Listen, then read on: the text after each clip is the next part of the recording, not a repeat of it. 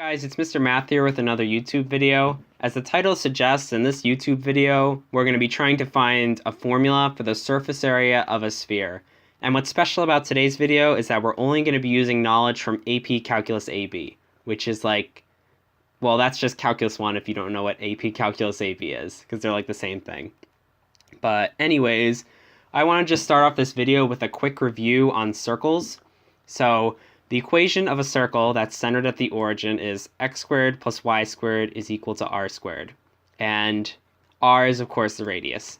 And the circumference of a circle, or like the perimeter, is c is equal to 2 pi r. And one more important thing to keep in mind is that each cross-section of a sphere is a circle. So that means that if you intersect a sphere with a plane and it produces some area, the intersection, that area will always be a circle. So we're going to get right into the plan here. The plan is going to be to break up the sphere into infinitely many circles that are all like parallel to each other. They're parallel to the x-axis. And I put the word circles here in quotation marks because, well, they're technically not circles because they're three-dimensional solids. What you can really think of them as is they're infinitely thin cylinders. So they're kind of like, if you can think of a DVD or a CD, they're all like, they look like a circle, but technically they're three-dimensional. They're just super thin. And that's where, of course, the calculus will come into play, the dy. So, and it's important that these are all circles because, well, we know the formula for the equation of a circle, and we know the formula for the circumference of a circle. And by the way, this image comes from Laval University in Quebec, Canada. So now we're gonna get into rectangles because if you think about these like infinitely thin or infinitely short cylinders, the side of a cylinder is a rectangle. And of course, the area of the side of the cylinder is going to be what's going to correspond to the surface area of the sphere. So we need to know the formula for area of a rectangle, which is just length times width. And in this case, the length is going to be the circumference of one of those circles, and the width is going to be something in terms of dy. So what we're doing is we're taking those circles from the last slide, or those infinitely thin cylinders, and we're going to be looking at the sides of them, and that side is going to act like an infinitely thin rectangle. And okay, well, this is just a little thing from SpongeBob that I thought about when I thought about rectangles. This is the episode where they steal the balloon and then they have to go on the run, and it was like free balloon day, so it didn't actually matter, and that's like that's pretty funny. Yeah, and this is a scene like SpongeBob gives Patrick the 2 candy bars and he thinks that they're just rectangles. He doesn't. Well, anyways, okay. So yeah, the first thing that we're gonna have to find the length of those rectangles, and that's gonna of course just be the circumference. So we know that the circumference is equal to 2 pi r.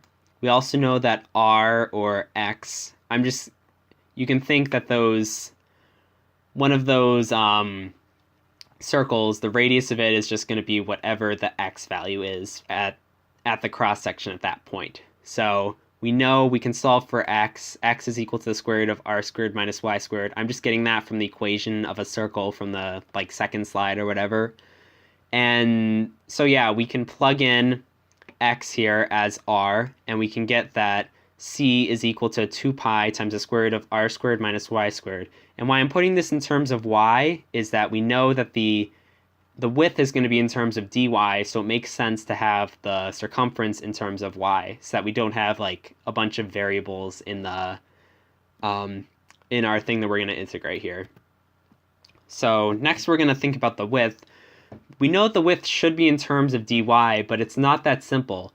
What we have to do is we have to consider that the surface of the sphere is not flat because the slope is always going to be changing. And as the slope changes, the surface area of the sphere, or of the surface area of one of those cylinders, the side of it, is going to be changing as y changes. So that might not have made sense, but basically, we have to think about this in terms of dy and dx, in terms of the slope.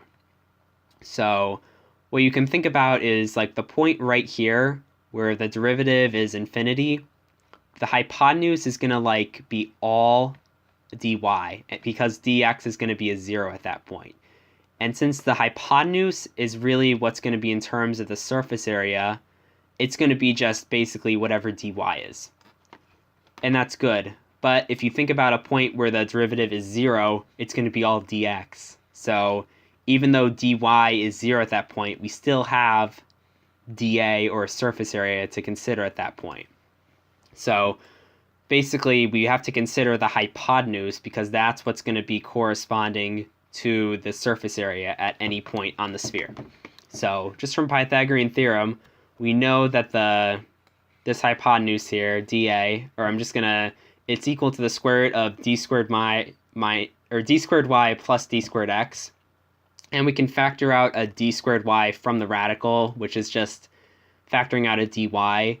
And then we're going to have it's equal to dy times the square root of the derivative squared plus 1.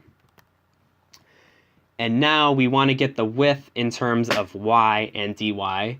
So what we have to do is we have to take, this isn't technically the derivative. It's kind of like, it's the derivative of x with respect to y. So usually we do the derivative of y with respect to x, but it doesn't really matter at this point because x and y are essentially interchangeable.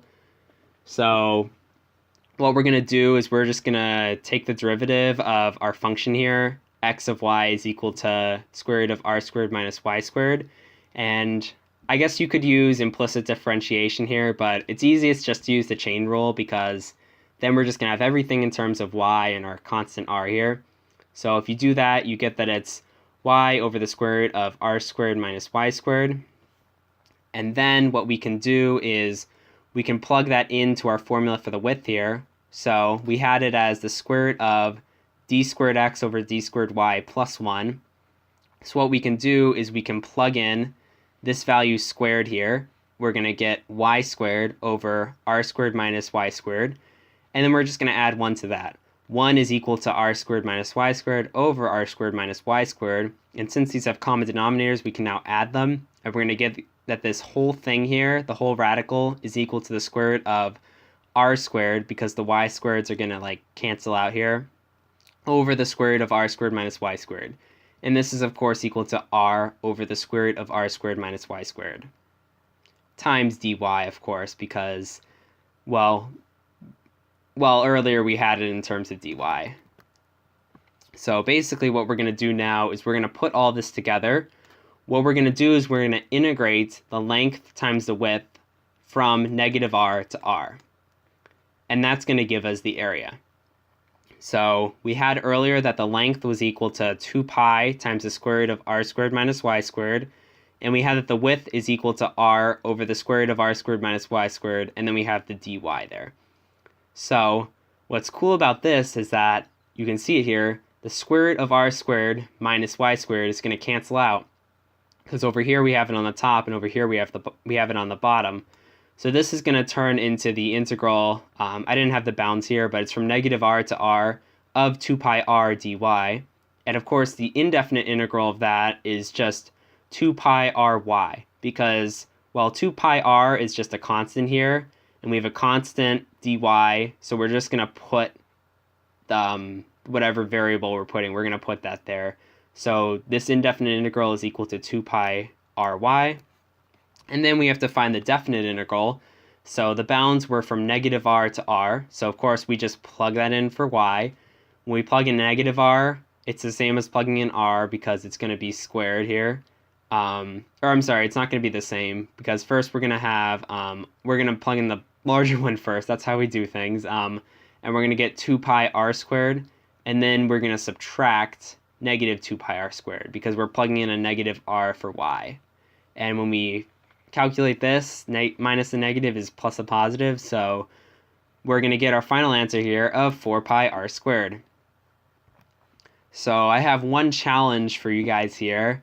I want you to find the formula for the area of that's not supposed to be a circle, it's supposed to say cone there. So anyways, try to find the area of a cone, or the surface area of a cone, using the method demonstrated in this video. And don't forget about the little circle on the bottom. So don't forget about this thingy here.